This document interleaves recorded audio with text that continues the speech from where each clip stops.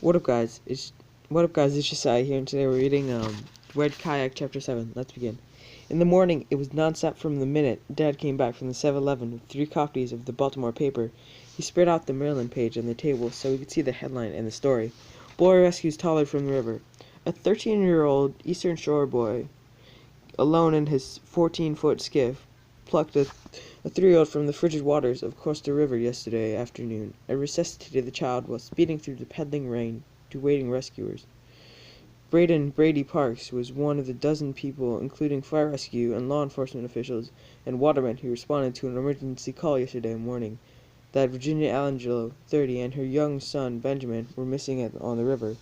Virginia Angelo is reported in good condition this morning at Eastern General Hospital, while Benjamin, who was flown to the pediatric intensive care unit at Children's Hospital, remains in critical condition. Both suffered from the prolonged exposure to waters estimated at 48 degrees yesterday when their kayak overturned. Thomas Parks, a waterman who aided the rescue effort, summoned his son Brady from school.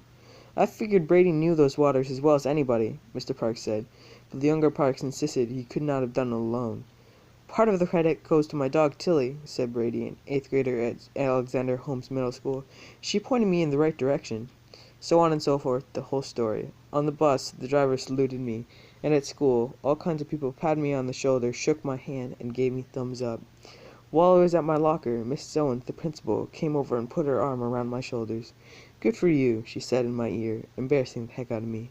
But I was surrounded by kids who overheard everything she said. She said, "I received a call from Channel 13 at Baltimore. They want to come out this afternoon and do an interview. Is that okay with my parents?" I asked. "It's fine with them.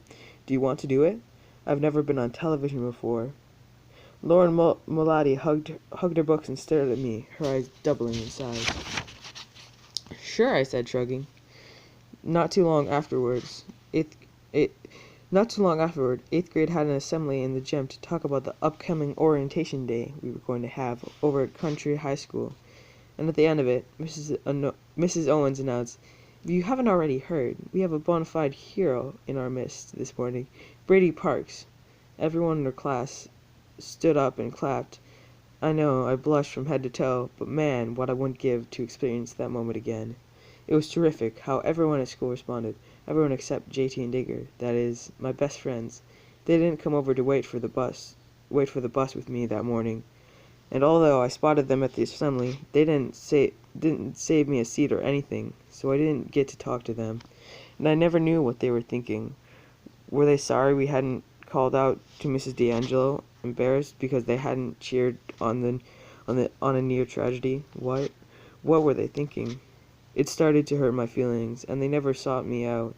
But I wasn't going to let on that I was baffled. I even had an oxymoron ready for JT when I saw him, and he commented on the rescue. I was going to say, "Yeah, it was pretty ugly." The other thing was this. Almost the whole time in school, I didn't let myself think anything bad was going to happen to Ben. I was a little swept up being a hero, and I guess I'd never been one before, and it felt pretty neat. Plus, I was sure that something was wrong with Ben. The doctors at the hospital would have known it by then. Someone would have told me. Still, every once in a while, I couldn't help to think about the reporter's questions, and a sick feeling turned in my stomach. I was eager to tell JT about it.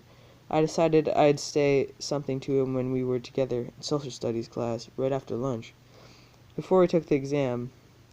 But then everything had flipped upside down, and I was gone, taken out of school, fast, by my mother. Hope you guys enjoyed this chapter. If you guys did, remember to leave a like, subscribe, and I'll see you guys in the next video. Bye, guys!